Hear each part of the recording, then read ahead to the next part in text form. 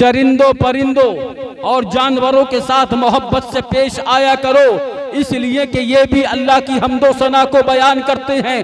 اگر کسی کے یہاں پر پالتو جانور ہے اور اس کے ساتھ میں کوئی اتیاچار کرتا ہے، بھوکا اور پیاسا رکھتا ہے، ان پر ظلم و ستم کے پہاڑ ڈھاتا ہے، اللہ تبارک و تعالیٰ کا آسمان سے غضب نازل ہوتا ہے اور اس گھر کے اندر اللہ تبارک و تعالیٰ ارشاد فرماتا ہے کہ اس کے یہاں پر بربادی کی بارش کرتے رہو، نحوست کی بارش کرتے رہو اور اس گھر کو تباہ و برباد کر دو جس گھر میں بے زبان کو ستایا جا رہا ہو۔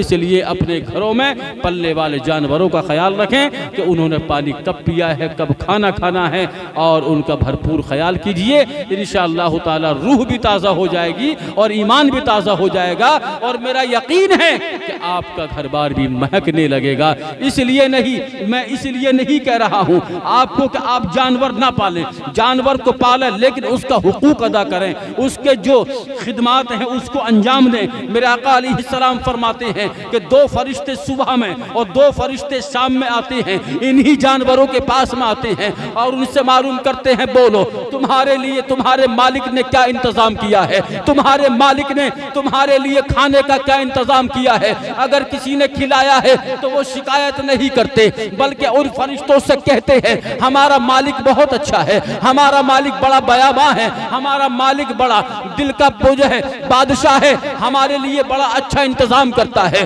بہت اچھے کھانے کا انتظام کرتا ہے، اپنے کھانے کو نہیں دیکھتا ہے، سب سے پہلے وہ ہمیں کھلاتا ہے، ہمیں پلاتا ہے، ہر موسم کا خیال کرتا ہے، اور جب موسم سردی آتا ہے تو ہمارے اوپر چادر کا انتظام کرتا ہے۔ فرشتے سنتے ہیں اور اس کی نیکیوں کو لکھتے رہتے ہیں۔ اللہ اکبر۔ یہی فرشتے جب ایسے جانور کے پاس پہنچتے ہیں جہاں پر مالک نے کئی دن سے کچھ نہیں کھلایا ہے، کچھ بھی نہیں پلایا ہے، اور اس پر ظلم و ستم کے پہاڑ توڑے جا رہے ہیں، یہ فرشتے معلوم کرتے ہیں، بول تیرے ساتھ کیا ہوا ہے۔ یہ روتا ہوا عرض کرتا ہے، سنو میرا مالک جب سے لایا ہے مجھ پر ظلم و ستم کے پہاڑ توڑ رہا ہے، یہ مجھ کو کبھی محبت سے جو ہے اپنا شفقت کا ہاتھ میرے اوپر نہیں رکھتا ہے، مجھے کھلانا اور پلانا جو ہے اپنے آپ کو بربادی سمجھتا ہے۔ خدا کی قسم یہ اللہ کے فرشتے اس کے لیے عذاب کی تختی کو تیار کرتے ہیں اور بارگاہ خداوندی میں پہنچاتے ہیں۔ اللہ تبارک و تعالیٰ کی بارگاہ میں عرض کرتے ہیں، مالک و مولا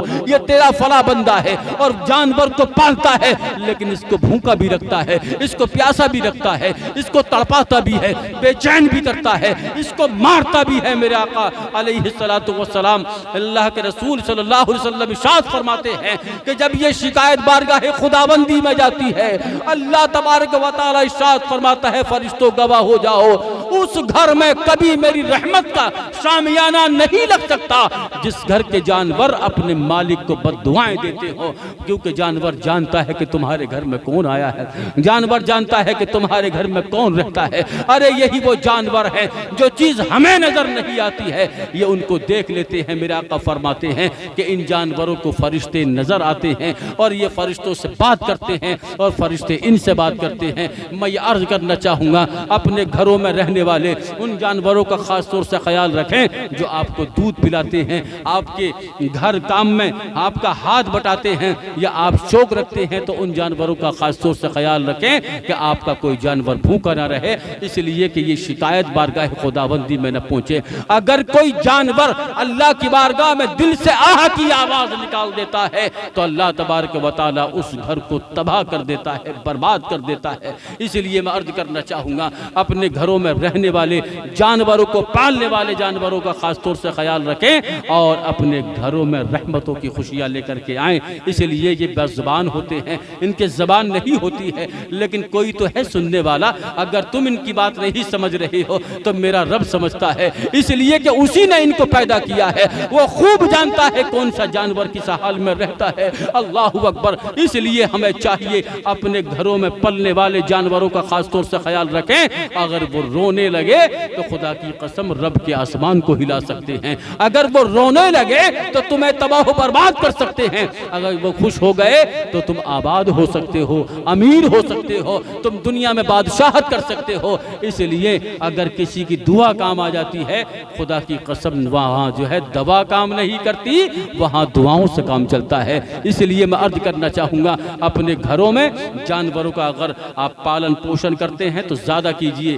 اس لیے کہ صبح 2 فرشتے, شام 2 فرشتے, آپ سمجھ گئے ہوں گے کہ ان کے پاس آتے ہیں اور مالک کا ریکارڈ لکھ کر لے کے جاتے ہیں, اور یہ ریکارڈ بارگاہ خداوندی میں جاتا ہے. اس لیے میں عرض کرنا چاہوں گا, اپنے گھروں میں جانوروں کا خاص طور سے خیال رکھیں. انشاءاللہ مجھے امید ہے کہ یہ بات آپ کو پسند آئی ہوگی. اگر پسند آئی ہے تو ہمارے اس چینل کو آپ فالو بھی کریں, اور اگر یوٹیوب پر ہیں تو آپ ہمیں سبسکرائب کریں. آمین. وآخر دعوانا ان الحمدللہ رب العالمین. السلام علیکم.